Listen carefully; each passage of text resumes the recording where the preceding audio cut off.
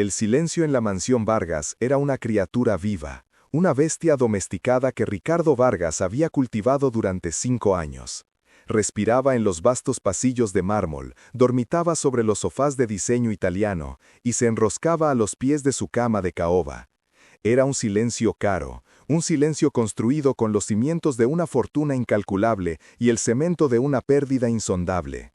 Por eso, cuando el sonido anómalo de una risa infantil, genuina y cristalina, ascendió por la escalera de caracol, a Ricardo se le erizó el vello de la nuca. No era la risa contenida y programada de las clases de estimulación temprana de Mateo, ni el murmullo educado durante las visitas de sus abuelos. Era una risa libre, salvaje, un sonido que no había escuchado en esa casa desde que Elena. Dejó los informes de la bolsa sobre su escritorio de ébano, un gesto automático, y se movió con la sigilosa precisión que le caracterizaba en los negocios y en la vida. Sus zapatos italianos no hacían ruido sobre la alfombra persa. Siguió el rastro del sonido, una melodía prohibida que lo llevaba hacia el ala este, hacia el cuarto de su hijo. La puerta estaba entreabierta, y a través de la rendija, la escena lo golpeó con la fuerza de un puñetazo en el estómago. Mateo, su hijo de 5 años, el heredero del Imperio Vargas, estaba en el suelo, construyendo una torre de bloques de madera que desafiaba la gravedad. A su lado, arrodillada a su nivel, estaba Isabel, la niñera. Su cabello castaño estaba recogido en una coleta desordenada y una mancha de pintura azul adornaba su mejilla. Reía con el niño, una risa suave y cómplice, mientras colocaba con cuidado un último bloque triangular en la cima de la precaria estructura. La torre se tambaleó y luego se derrumbó en una cascada de madera y color. Mateo no lloró. En su lugar, soltó otra carcajada, una que se unió a la de Isabel en perfecta armonía. Y entonces, mientras recogían las piezas, Ricardo escuchó las palabras que destrozarían su calculado universo. «Otra vez, mamá, construyamos el castillo más alto del mundo», exclamó Mateo, abrazando el cuello de la niñera con sus pequeños brazos. Isabel no lo corrigió, simplemente le devolvió el abrazo, susurrando algo que Ricardo no pudo oír, y le besó la frente. «Mamá». La palabra cayó como una piedra en un pozo sin fondo. No era la primera vez que la oía. En las últimas semanas la había escuchado en murmullos, casi como un desliz, cuando recogía a Mateo de su habitación por la mañana. Pensó que era un error, la confusión de un niño pequeño cuya única referencia de una madre eran las fotografías que Ricardo mantenía en la biblioteca, intocables y sagradas. Pero esto era diferente, no era un error, era una declaración, dicha con una certeza y un amor que le helaron la sangre. Sintió una oleada de ira fría y cortante. ¿Quién se creía esa mujer? Isabel García, 26 años, licenciada en Pedagogía Infantil, referencias impecables. La agencia la había calificado como excepcional.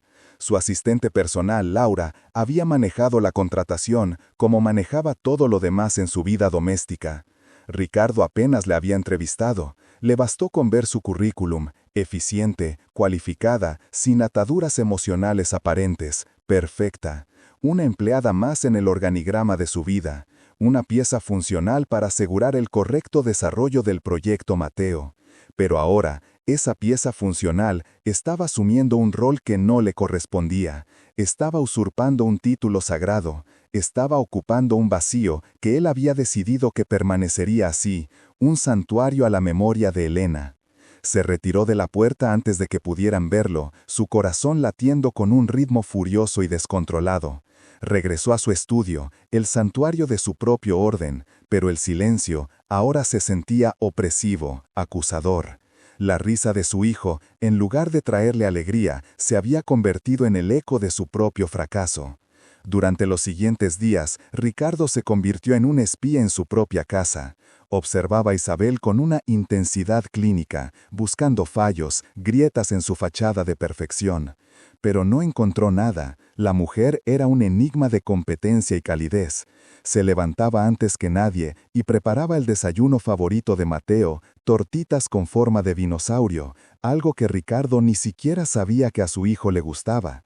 Le leía cuentos no solo con las palabras, sino con las voces de cada personaje, haciendo que el niño se retorciera de la risa. Cuando Mateo se caía en el jardín y se raspaba la rodilla, Isabel no entraba en pánico. Lo calmaba con una voz suave, limpiaba la herida con una eficiencia de enfermera y luego le dibujaba una cara sonriente alrededor del vendaje. Lo más inquietante era cómo parecía entender a Mateo sin palabras.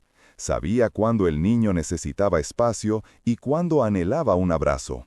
Sabía que su silencio no siempre era tristeza, a veces era concentración profunda mientras dibujaba sus mundos imaginarios.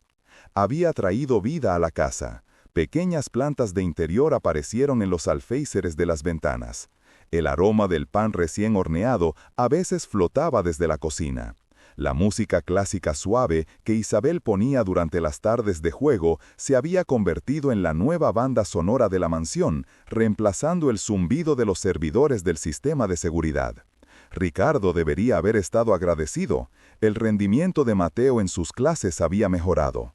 Era más sociable, más seguro de sí mismo. Cualquier padre normal estaría encantado, pero Ricardo Vargas no se consideraba un padre normal.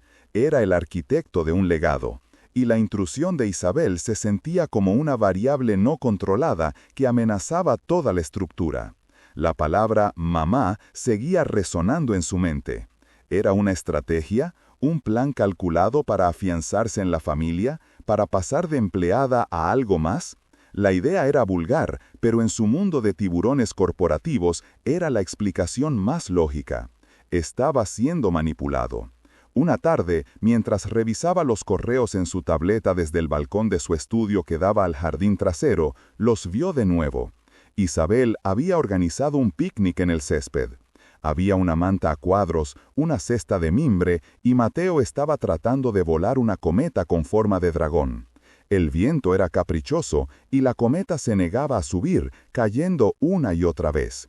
Ricardo esperaba ver frustración, un berrinche, pero Isabel simplemente se reía, corriendo con el niño, su cabello suelto ondeando al viento. Y entonces, algo en su postura, en la forma en que inclinó la cabeza para reír, la manera en que sus ojos se achinaron por el sol, un destello de familiaridad lo atravesó como una descarga eléctrica. Un déjà vu tan intenso que casi se le cae la tableta de las manos. Sacudió la cabeza, atribuyéndolo al estrés, a la falta de sueño. Era imposible. Elena era única, irrepetible. Esta mujer era solo una empleada. Pero la semilla de la duda, una vez plantada, comenzó a germinar. Esa noche, después de que Mateo se durmiera, llamó a su jefe de seguridad, un ex agente del Mossad llamado a secas Silas. «Quiero que investigues a fondo a Isabel García», dijo Ricardo, su voz desprovista de emoción. «No el informe superficial que me dio la agencia. Quiero saberlo todo. ¿Dónde creció? ¿Con quién habló ayer? ¿Qué desayunó hace 3 años? Cada detalle. Y Silas, sé discreto. Nadie, y menos ella, puede saber de esto». «Entendido, señor Vargas», fue la única respuesta. Los días que siguieron fueron una tortura de cortesía forzada. Ricardo se obligaba a cenar con Mateo e Isabel, algo que rara vez hacía. Se sentaba a la cabecera de la larga mesa de comedor, observándolos. La conversación fluía fácilmente entre ellos. Hablaban de planetas y superhéroes, de por qué el cielo era azul y si los peces dormían. Ricardo se sentía como un extranjero en su propia mesa, un espectador de una intimidad que no entendía y que para su horror comenzaba a envidiar. Isabel nunca lo trataba con nada más que un respeto profesional y distante. Le informaba del progreso de Mateo, le preguntaba si tenía alguna preferencia para el menú de la semana, pero nunca intentaba cruzar la línea invisible que él había trazado. No había coqueteo ni insinuaciones. Su comportamiento era tan irreprochable que resultaba aún más sospechoso para la mente paranoica de Ricardo. Era demasiado perfecta. Una noche, mientras Isabel acostaba a Mateo, Ricardo se detuvo de nuevo junto a la puerta, oculto en la penumbra. La escuchó cantar una nana, una melodía simple, casi un susurro. «Duerme, mi lucero, cierra ya tus ojos, que la luna nueva cuida tus antojos». Ricardo se quedó paralizado, su respiración se atascó en su garganta. Esa canción no era una nana popular, Era la canción que la abuela de Elena le cantaba a ella cuando era niña. Elena se la había cantado a su vientre hinchado durante los meses de embarazo. Él la había escuchado docenas de veces, en el murmullo de su esposa mientras se preparaban para dormir. Una melodía íntima y secreta que pertenecía solo a ellos, a su familia por nacer. ¿Cómo demonios la conocía Isabel? La coincidencia era demasiado grande para ignorarla. El déjà vu, la canción, la conexión casi sobrenatural con su hijo. Las piezas no encajaban, formaban una imagen imposible. La ira que había sentido inicialmente se estaba transformando en algo más profundo y perturbador. A la mañana siguiente, el informe de Silas llegó a su correo encriptado, un archivo de 200 páginas. Ricardo se encerró en su estudio, ignorando las llamadas de su oficina. Se sirvió un whisky, a pesar de que apenas eran las 9 de la mañana, y comenzó a leer. La vida de Isabel García era decepcionantemente normal. Nació en un pequeño pueblo de la costa. Sus padres, un pescador y una maestra, habían muerto en un accidente de coche cuando ella tenía 18 años. Huérfana. Usó el dinero del seguro para pagarse la universidad. Excelentes notas, trabajo voluntario en orfanatos, ninguna relación sentimental seria, ninguna deuda, ninguna afiliación política, ningún vicio. Era un lienzo en blanco, una vida tan limpia que parecía fabricada. Silas había incluido todo: transcripciones de sus redes sociales, privadas pero hackeadas, registros bancarios, facturas de teléfono. Nada. No había nada que sugiriera un plan oculto. No había contacto con rivales de negocios, ni con tabloides. Era, simplemente, Isabel García, una joven buena y trabajadora que había sufrido una tragedia y había salido adelante. Frustrado, Ricardo se recostó en su silla. Su mente lógica le gritaba que estaba siendo irracional, que el dolor lo estaba haciendo ver fantasmas. Tal vez Mateo la llamaba mamá simplemente porque anhelaba una. Tal vez la canción era una nana popular en esa región costera. Tal vez el parecido era solo producto de su imaginación. Estaba a punto de cerrar el archivo, de admitir su derrota, cuando un pequeño detalle en la sección de antecedentes familiares llamó su atención. Isabel había sido adoptada. Sus padres biológicos eran desconocidos. Había sido entregada a un orfanato con solo unas semanas de vida. El informe de adopción estaba sellado. Silas, con toda su pericia, no había podido traspasar ese muro legal. Adoptada. La palabra flotaba en la mente de Ricardo. No significaba nada, y al mismo tiempo podría significarlo todo. Abrió un cajón de su escritorio y sacó una llave de plata. Cruzó el estudio hasta un panel de madera de teca en la pared. Lo presionó, y una sección de la estantería se deslizó hacia un lado, revelando una caja fuerte. Introdujo el código y giró la llave. Dentro, junto a documentos y joyas, estaba lo único que había rescatado personalmente de las pertenencias de Elena: sus diarios de adolescencia y una caja de fotografías antiguas. Nunca los miraba. Era demasiado doloroso. Ver la caligrafía juvenil de Elena, leer sus sueños y miedos antes de que él existiera, era como profanar su memoria. Pero ahora, una fuerza irresistible lo impulsaba. Tomó la caja de madera lacada y la llevó a su escritorio. La abrió. El olor a papel viejo y a un perfume floral, el que ella usaba, llenó el aire, un fantasma de su presencia. Había cientos de fotos. Elena en fiestas de cumpleaños, en viajes escolares, en la playa con sus padres. Ricardo las pasó rápidamente, su corazón apretado en un nudo. Buscaba algo, aunque no sabía exactamente qué. Una pista, una conexión, cualquier cosa que explicara el misterio de Isabel García. Y entonces la vio. La fotografía estaba en el fondo de la caja, ligeramente descolorida por el tiempo. Era una foto de un campamento de verano. Elena tendría unos 16 años. Llevaba una camiseta con el logo del campamento y unos shorts vaqueros. Su sonrisa era radiante, llena de esa luz que lo había enamorado años después. Su brazo estaba pasado sobre los hombros de otra niña, un poco más joven, quizás de 12 o 13 años. Era más delgada, más tímida, pero la sonrisa, aunque contenida, era un eco de la de Elena. Tenían los mismos ojos, de un color avellana que cambiaba con la luz, la misma forma de la nariz, el mismo lunar diminuto justo encima del labio superior. Ricardo sintió que el aire le faltaba. Se quedó mirando a la niña más joven de la foto. Su rostro le resultaba extrañamente familiar. Al principio no pudo ubicarlo. Era como intentar recordar un sueño. Luego, con una claridad que lo dejó sin aliento, su mente superpuso esa cara adolescente con la de la mujer que en ese mismo instante estaba en el jardín enseñándole a su hijo a plantar semillas de girasol. Era Isabel, no cabía duda. Más joven, con el pelo más corto y un aparato dental que apenas se veía, pero era ella. La misma estructura ósea, la misma mirada cálida y profunda. Un torbellino de emociones lo asaltó. Confusión, incredulidad, una creciente sensación de pavor. ¿Cómo era posible? Elena nunca había mencionado a una hermana. Había sido hija única. Sus padres, ahora fallecidos, nunca habían hablado de otra hija. Sin embargo, la prueba estaba ahí, en sus manos. Una fotografía que conectaba a su difunta esposa con la niñera de su hijo.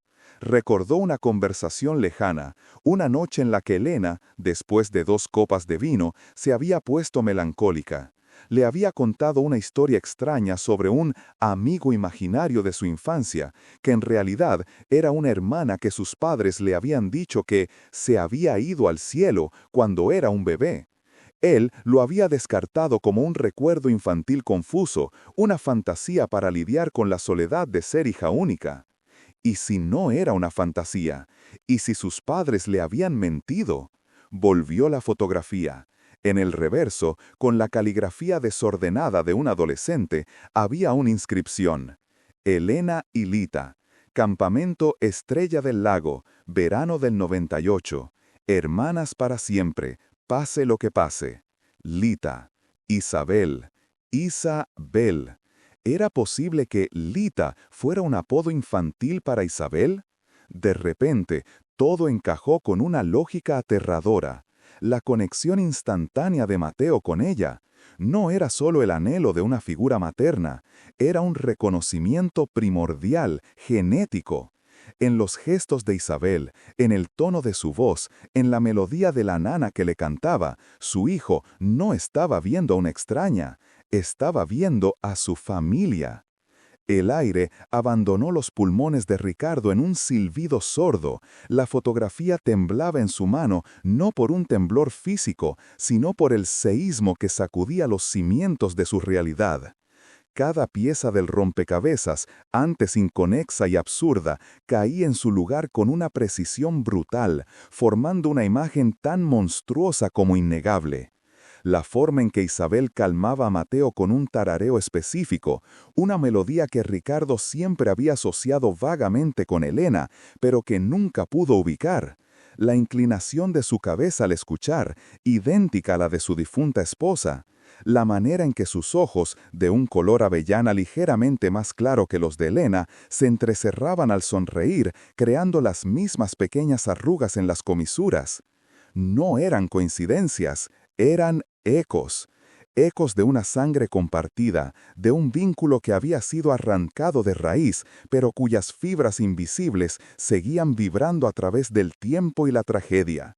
Mateo, en su inocencia pura el preverbal, no necesitaba lógica ni explicaciones. Su alma reconocía la de ella, sentía la melodía genética que los unía, una canción de cuna ancestral que su madre le había cantado desde el útero y que ahora resonaba en la tía que nunca supo que tenía. Ricardo se apoyó en la pared de su despacho. El lujoso papel de seda se sentía áspero y frío contra su piel febril. La rabia, una ola de magma hirviente, comenzó a subir desde lo más profundo de su ser. No era una furia limpia y directa, sino una emoción turbia, contaminada con el dolor del engaño. Le habían mentido. No solo a él, sino a Elena. Le habían robado a su hermana, le habían negado la posibilidad de conocerla, de crecer con ella, de tener esa conexión que la inscripción en la foto prometía, con una inocencia desgarradora. Hermanas para siempre, pase lo que pase. Pase lo que pase. ¿Qué había pasado?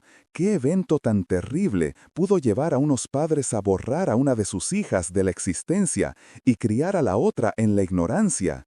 La historia de Elena sobre la hermana que se fue al cielo ya no era una fantasía infantil, era el eco de una mentira adulta, una verdad distorsionada para encajar en una narrativa más cómoda. Con un movimiento brusco, Ricardo guardó la fotografía en el bolsillo interior de su chaqueta. El calor de su cuerpo pareció avivar la imagen, convirtiéndola en un asco ardiente contra su pecho. Salió de su despacho con una determinación gélida. Abajo en el salón, escuchó la risa de Mateo, clara y feliz, seguida por la voz suave y paciente de Isabel. El sonido, que hasta hace una hora le traía paz, ahora le apuñalaba el corazón. Cada risa, cada palabra cariñosa, era un monumento a la vida que les habían robado a las dos hermanas. Pasó junto a la puerta del salón sin mirar. No podía enfrentarse a Isabel todavía, no con esa verdad tóxica en la punta de la lengua. ¿Cómo se le dice a alguien que toda su vida ha sido un engaño?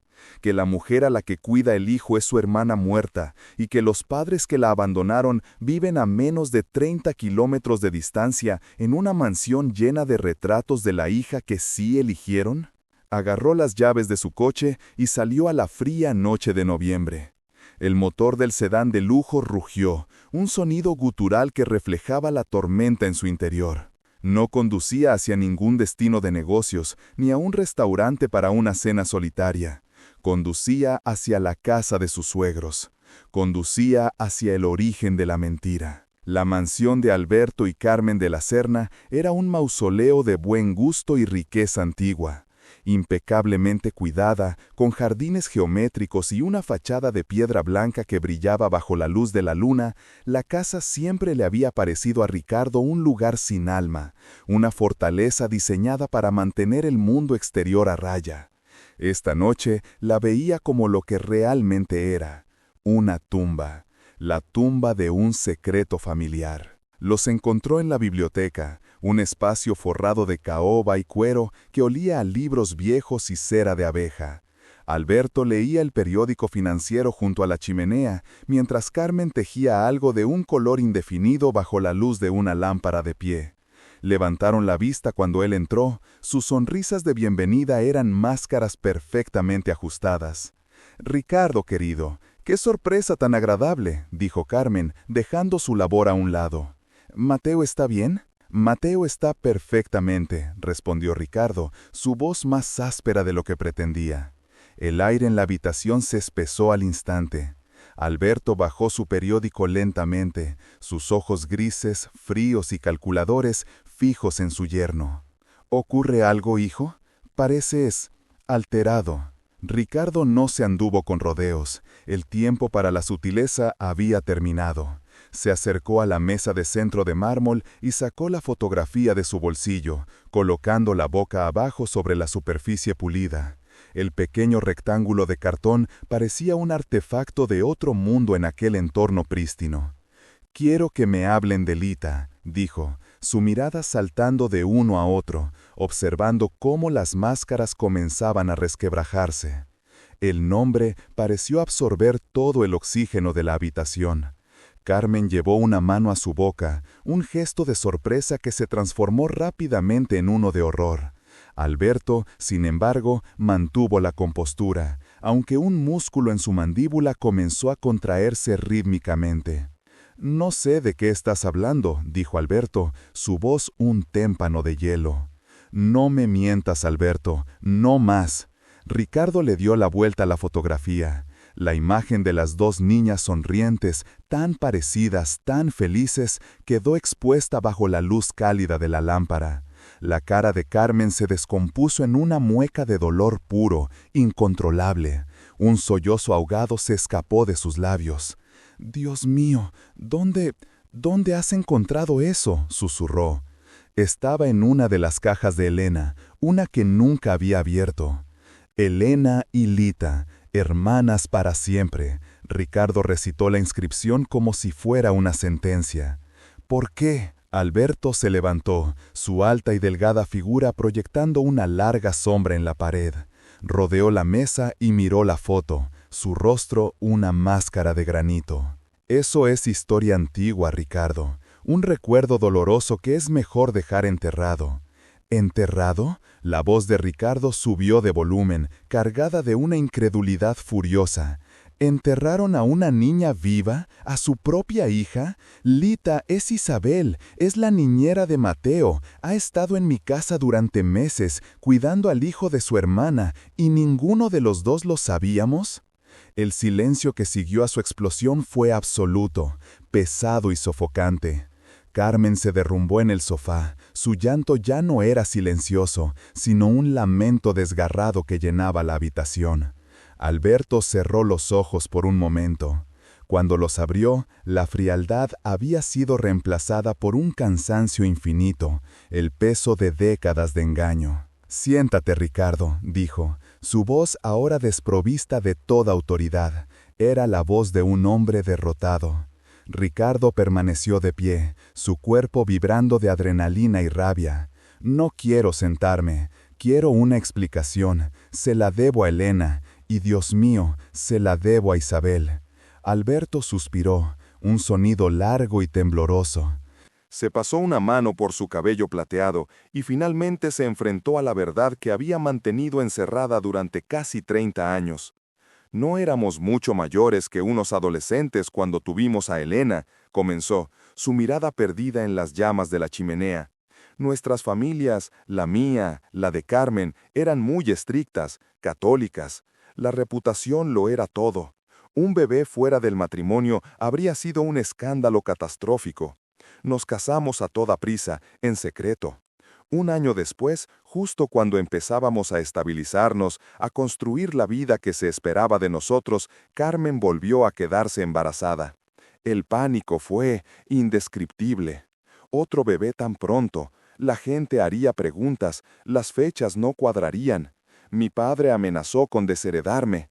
El padre de Carmen dijo que prefería verla muerta que deshonrada. Éramos jóvenes, estúpidos y estábamos aterrorizados. Su voz se quebró, y por primera vez Ricardo vio una grieta en la fachada de acero del hombre. Tomamos una decisión terrible. El embarazo se llevó en secreto. Carmen se fue a cuidar de una tía enferma durante meses. La niña nació en una pequeña clínica privada a cientos de kilómetros de aquí.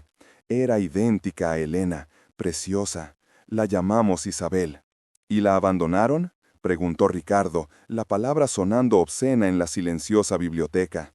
La dimos en adopción, corrigió Carmen entre sollozos, una adopción cerrada, a través de una agencia de la iglesia. Nos dijeron que iría a una buena familia, que tendría una vida mejor de la que nosotros podríamos darle en esas circunstancias. Nos convencimos de que era un acto de amor, no de cobardía. ¿Y Elena? ¿Por qué mentirle? Al principio fue fácil, era solo un bebé, continuó Alberto. Pero cuando creció, empezamos a tener miedo. ¿Y si la niña adoptada nos buscaba algún día? ¿Y si la verdad salía a la luz y destrozaba el mundo perfecto que habíamos construido para Elena? Así que creamos la historia. Le dijimos que había tenido una hermanita, Lita, un apodo que le pusimos en los pocos días que la tuvimos, y que se había puesto muy enferma y se había ido al cielo. Era cruel, lo sé, pero nos pareció la única manera de protegerla, de cerrar esa puerta para siempre. ¿Protegerla?, repitió Ricardo, su voz goteando desprecio. Le robaron a su hermana, la criaron en una mentira, la dejaron crecer sintiéndose sola. Recuerdo perfectamente cómo me habló de esa hermana imaginaria. No era imaginaria, era un recuerdo, un fantasma de la verdad que ustedes intentaron enterrar. Se detuvo, respirando con dificultad. El campamento, la foto. ¿Y el campamento? ¿Cómo es posible que se conocieran? Carmen levantó la cabeza, sus ojos enrojecidos e hinchados. Fue un error, un descuido terrible. La agencia que gestionó la adopción nos aseguró que la familia adoptiva vivía en otra región, pero al parecer se mudaron. Cuando Elena tenía 10 años, la inscribimos en ese campamento de verano. No teníamos ni idea, no podíamos saber que la otra niña, Isabel, estaría allí. Fue pura y horrible coincidencia. Se encontraron. Por lo visto la conexión fue instantánea, se hicieron inseparables. Elena nos hablaba por teléfono de su nueva mejor amiga, Lita, y no le dimos importancia. Pensamos que era un apodo común. Pero entonces, al final del verano, fuimos a recogerla. Y la vimos. Vimos a las dos juntas. Eran como un reflejo. El parecido era inconfundible. Alberto continuó la historia, su voz ahora un murmullo monótono. Entramos en pánico, sacamos a Elena de allí inmediatamente. Le prohibimos volver a ver o hablar con esa niña. Le dijimos que su amiga se había mudado lejos, que había sido una mala influencia. Elena lloró durante semanas, nunca lo entendió, y nosotros nunca volvimos a mencionarlo. Pagamos para asegurarnos de que los registros del campamento desaparecieran. Hicimos todo lo posible para enterrarlo de nuevo, aún más profundo. Ricardo se quedó en silencio, procesando la magnitud de su crueldad. No había sido un solo acto de cobardía juvenil, sino una conspiración de décadas, un esfuerzo consciente y continuo por mantener a dos hermanas separadas. ¿Y nunca la buscaron?, preguntó, aunque ya sabía la respuesta. ¿Nunca sintieron curiosidad por saber qué fue de su otra hija, si era feliz, si estaba a salvo? El silencio de Alberto y Carmen fue la respuesta más elocuente. Ricardo se sintió enfermo. El aire de la biblioteca era irrespirable, contaminado por el veneno de su secreto. Miró a las dos personas que había considerado su familia, los abuelos de su hijo, y solo vio a dos extraños, dos carceleros que habían construido una prisión dorada para una hija a costa de la vida de la otra. Sin decir una palabra más, se dio la vuelta y salió de la biblioteca, dejando atrás la fotografía sobre la mesa, un testimonio silencioso de todo lo que habían destruido. Dejó atrás los sollozos de Carmen y la figura petrificada de Alberto. Mientras conducía de vuelta a casa, la rabia se había disipado, reemplazada por un profundo y abrumador dolor. Dolor por Elena, por la vida incompleta que había vivido, y un dolor aún más agudo y urgente por Isabel, la niña abandonada, la hermana borrada, la mujer que ahora dormía bajo su techo, ajena al hecho de que el epicentro del terremoto que había destrozado su vida se encontraba a solo un piso de distancia. Ahora le tocaba a él. Tenía que decidir cómo y cuándo detonar la bomba que destruiría el mundo de Isabel para, con suerte, poder construir uno nuevo y más veraz a partir de los escombros. Llegó a casa y encontró la planta baja en silencio. Las luces estaban tenues. Subió las escaleras, sus pasos inusualmente pesados sobre la alfombra. La puerta de la habitación de Mateo estaba entreabierta. Se asomó. A la luz de la pequeña lámpara de noche con forma de estrella, vio a Isabel dormida en la mecedora junto a la cuna. Debía haberse quedado dormida mientras velaba el sueño del niño. Su cabeza estaba echada hacia atrás, su respiración era suave y acompasada. Una de sus manos colgaba laxa, casi rozando los barrotes de la cuna, como si incluso en sueños quisiera mantener el contacto con su sobrino. Ricardo la observó, y por primera vez no vio a la eficiente y amable niñera, vio a Lita. Vio los rasgos de Elena suavizados por una vida diferente, una vida sin los privilegios, pero quizás con una fortaleza que Elena nunca tuvo que desarrollar. Vio las huellas de la lucha en las finas líneas alrededor de sus ojos, la determinación en la curva de su mandíbula. Vio a una superviviente, y sintió una oleada de protección tan feroz que le sorprendió. Retrocedió sin hacer ruido y cerró la puerta con cuidado. Fue a su despacho y se sirvió un whisky, el líquido ambarino quemándole la garganta. Se sentó en su sillón de cuero, el mismo donde horas antes su mundo se había puesto del revés. ¿Qué hacer? ¿Cómo empezar? La mañana siguiente llegó con una claridad gris y fría. Isabel estaba en la cocina preparando el desayuno para Mateo, tarareando la misma melodía que ahora le erizaba la piel a Ricardo. Se movía con su habitual eficiencia y calma, ajena a la tensión que emanaba de él. Buenos días, señor Arestegui, dijo con una sonrisa. ¿Durmió bien? Isabel, necesito hablar contigo, dijo él, su voz sonando extraña a sus propios oídos. Después de que dejes a Mateo en la guardería, por favor ven a mi despacho, es importante. La sonrisa de ella vaciló, detectando la gravedad en su tono. Asintió, una sombra de preocupación cruzando su rostro. Por supuesto, señor. Las horas que siguieron fueron una tortura para Ricardo. Intentó trabajar, pero las palabras en la pantalla de su ordenador se desenfocaban. Su mente no dejaba de ensayar la conversación, buscando las palabras adecuadas que no existían. No hay una forma suave de arrancar las raíces de la identidad de una persona. Cuando Isabel llamó a la puerta de su despacho, Ricardo sintió que su corazón martillaba contra sus costillas. «Adelante, cierra la puerta, por favor».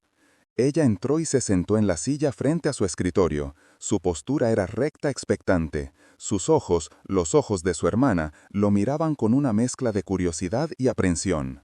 «¿Está todo bien, señor Arestegui? Parecía preocupado esta mañana. ¿Hice algo mal?» «No, no, en absoluto», se apresuró a decir él. «Eres maravillosa, Isabel, con Mateo, con todo. Esto no tiene nada que ver con tu trabajo. Tiene que ver contigo». La confusión en su rostro se profundizó. ¿Mi pasado? No hay mucho que contar. Crecí en el sistema, orfanatos, varias casas de acogida. No conocí a mis padres. Ricardo respiró hondo. ¿Era ahora o nunca? Isabel, ¿el nombre Lita te dice algo? Ella parpadeó, sorprendida por la extraña pregunta. Frunció el ceño. Lita, repitió ella, la palabra extraña en sus propios labios, como un eco de un idioma olvidado. No, no lo creo. Suena vagamente familiar, como un sueño que no puedes recordar al despertar, pero no significa nada para mí. Ricardo deslizó una fotografía gastada por el tiempo sobre la pulida superficie de caoba del escritorio.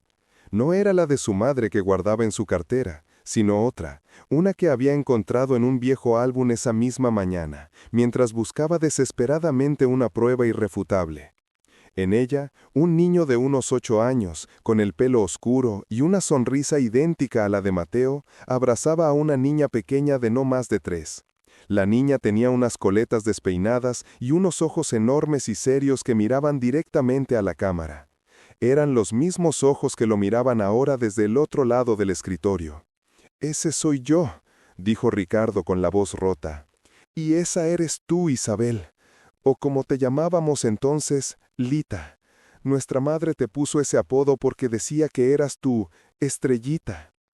Isabel cogió la foto con manos temblorosas. Sus dedos rozaron la pequeña figura de la niña y un jadeo ahogado escapó de sus labios. Una imagen fugaz, un destello, cruzó su mente. El olor a lavanda, el tacto de un jersey de lana áspero y el sonido de una nana cantada en voz baja. Un fragmento de un recuerdo enterrado bajo 20 años de olvido y supervivencia. «Mis padres», susurró, levantando la vista hacia Ricardo, las lágrimas empañando por fin su mirada. «Murieron en un accidente de coche. Eso es lo que siempre me dijeron». «Nuestros padres», la corrigió suavemente Ricardo. «Yo iba en ese coche. Sufrí un traumatismo craneal severo. Perdí parte de mi memoria durante meses. Cuando me recuperé y empecé a preguntar por ti, ya era tarde. El sistema te había absorbido. Te buscaron, pero con el caos y la burocracia tu rastro se perdió. Te he buscado durante años, Isabel. Lita. Cada vez que contrataba a una niñera, una parte de mí albergaba una esperanza ridícula, una fantasía, hasta que llegaste tú». Las lágrimas de Isabel se convirtieron en un sollozo silencioso. El muro que había construido alrededor de su corazón, ladrillo a ladrillo, en cada orfanato y cada casa de acogida, se estaba desmoronando.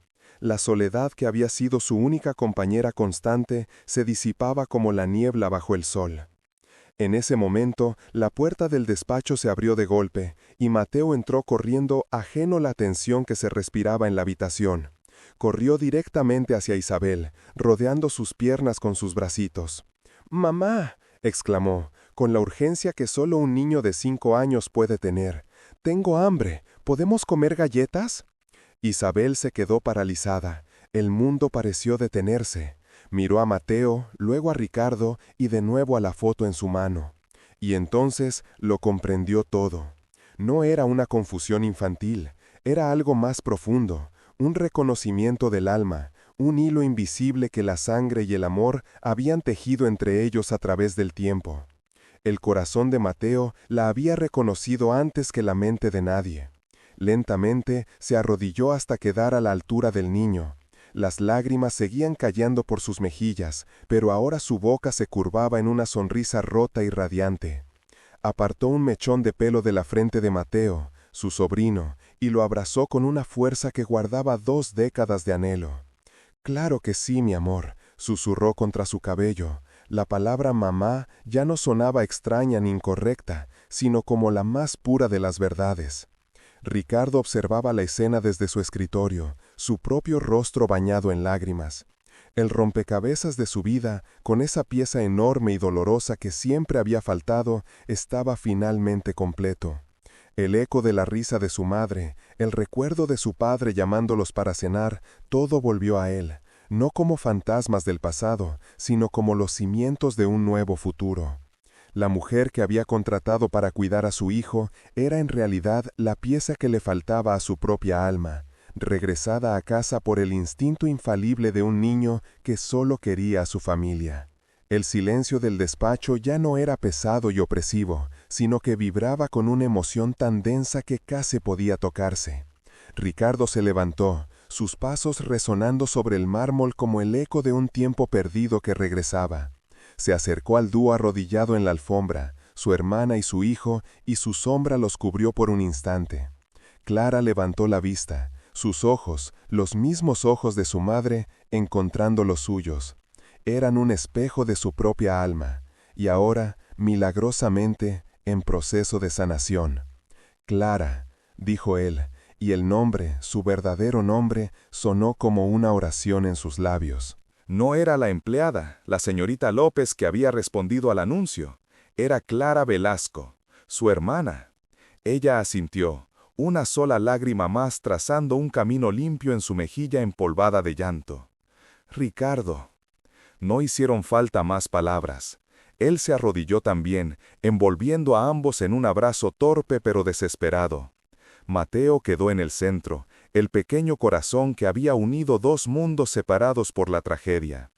Por primera vez en 20 años, los hermanos Velasco estaban juntos, y el frío despacho se convirtió en el santuario de una familia renacida. Poco a poco, las palabras comenzaron a fluir, tejiendo la dolorosa tela de las 2 décadas perdidas. Hablaron del accidente de coche, esa noche lluviosa que Ricardo recordaba con la claridad de una pesadilla. Él había sobrevivido con heridas leves, pero sus padres habían muerto en el acto. A él le dijeron que su hermana pequeña, de apenas 7 años, también se había ido. Un error administrativo, una confusión de identidades en el caos del hospital rural, la había declarado fallecida. En realidad, Clara había sido trasladada a otro centro médico con un severo traumatismo craneal que borró su pasado por completo. Despertó sin un solo recuerdo, una niña sin nombre que fue acogida por una enfermera de buen corazón y criada como propia, siempre con la sensación de que una parte fundamental de ella faltaba. La fotografía, el rostro familiar de su madre, había sido la llave que finalmente abrió la puerta de su memoria perdida. A la mañana siguiente, la mansión Velasco olía a hogar por primera vez en décadas. El aroma a mantequilla y azúcar flotaba desde la cocina, donde Clara y Mateo, cubiertos de harina, daban forma a galletas de estrellas y dinosaurios. La risa de Mateo rebotaba en las paredes que antes solo habían conocido el silencio. Ricardo, apoyado en el marco de la puerta, observaba la escena con una paz que ninguna fortuna podría comprar. Mateo, ahora con la palabra tía en sus labios, aunque a veces un mamá cariñoso se le escapaba, había dejado de ser un niño solitario. Y Clara ya no miraba por las ventanas con anhelo de algo que no podía nombrar, había encontrado su lugar. Ricardo pensó en el despacho, en las viejas fotografías alineadas en la estantería. Durante años habían sido reliquias de un pasado doloroso e incompleto. Ahora eran solo el primer capítulo de una historia que volvía a empezar. Sacó su teléfono y sin que se dieran cuenta, tomó una foto de su hermana y su hijo riendo, con las manos llenas de masa. Esa sería la primera imagen de su nuevo futuro. La última pieza del rompecabezas no solo había encajado, sino que había transformado el cuadro entero en un vibrante mural lleno de vida, amor y el dulce aroma de las galletas recién horneadas. Esa noche, cuando el aroma a vainilla y azúcar aún flotaba en el aire como un dulce fantasma de la tarde, Ricardo subió a su despacho.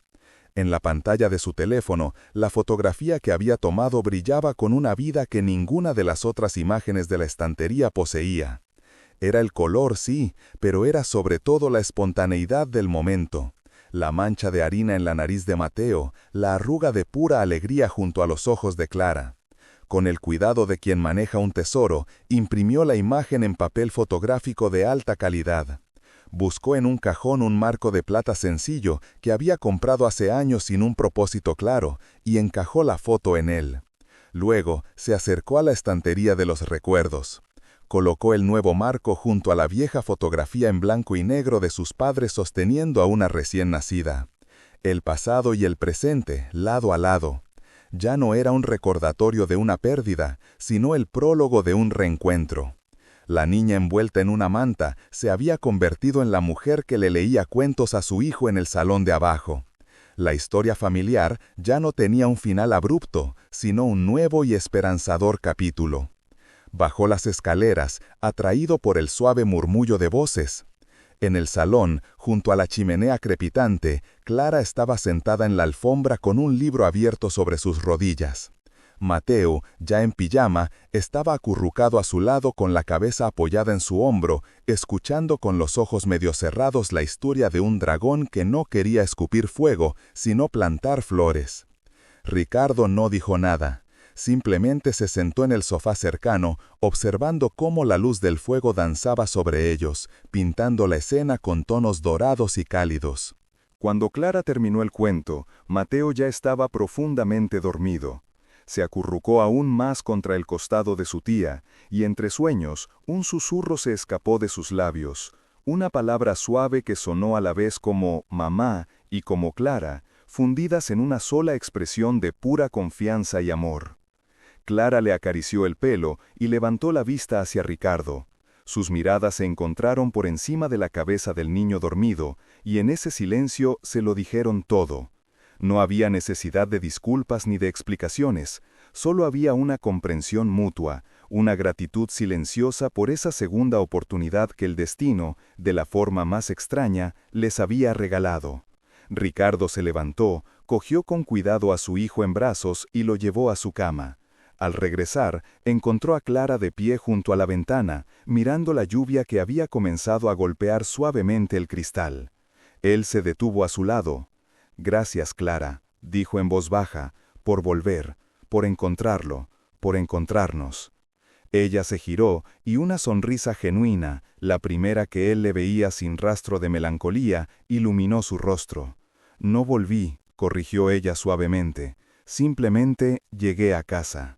Y en esa palabra, casa, residía toda la verdad.